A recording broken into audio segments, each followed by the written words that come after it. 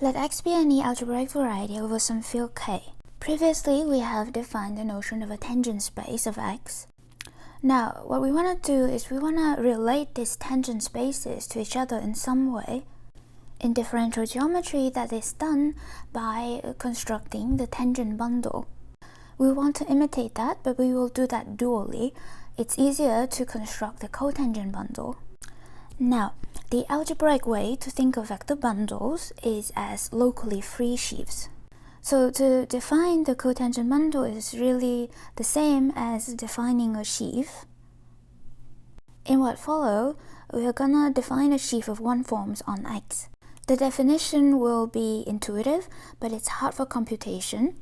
So after the definition, we're gonna give a local description for affine case, which will be more practical for computation.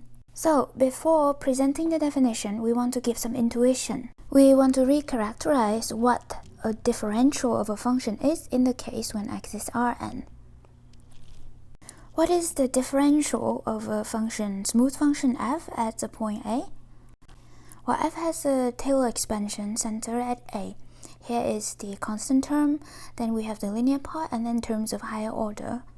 Now the differential of f at A is just going to be the linear term of this expansion. So it's just going to be congruent to fx minus fa modulo the terms of higher order, in particular modulo the ideal generated by these squares. Now this description gives us an idea of how to recharacterize this differential. Let's take two copies of x, right? One with coordinate xi and one with coordinate ai. Then observe that the diagonal of x is just going to be cut out by x1 minus a1, xn minus an, and so on. In particular, this is just the ideal of the diagonal square. Now df vanish on the diagonal, right? If x is equal to a, then the linear part is all 0.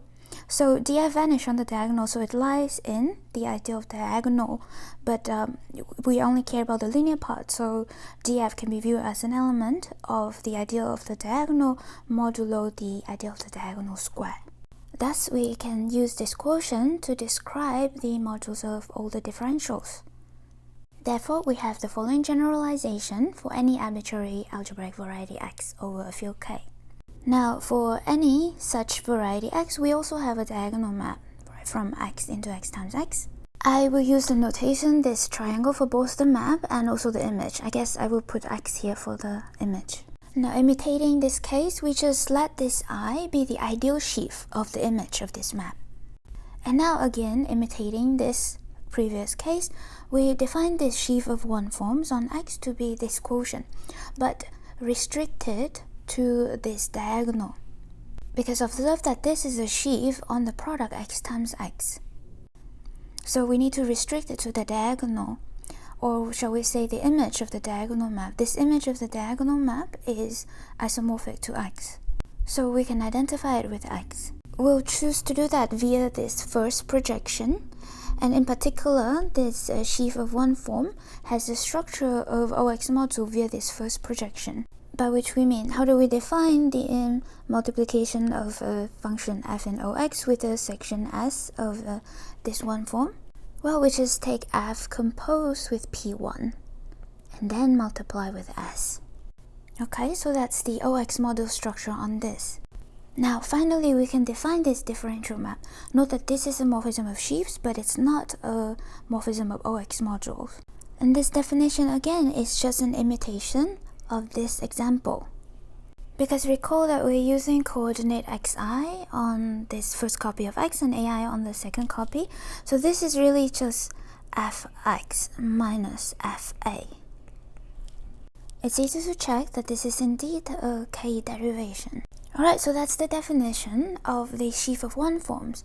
Now, as we have mentioned, this definition is kind of clumsy to use for computations. So next we'll give affine version, a local description that is more computation friendly.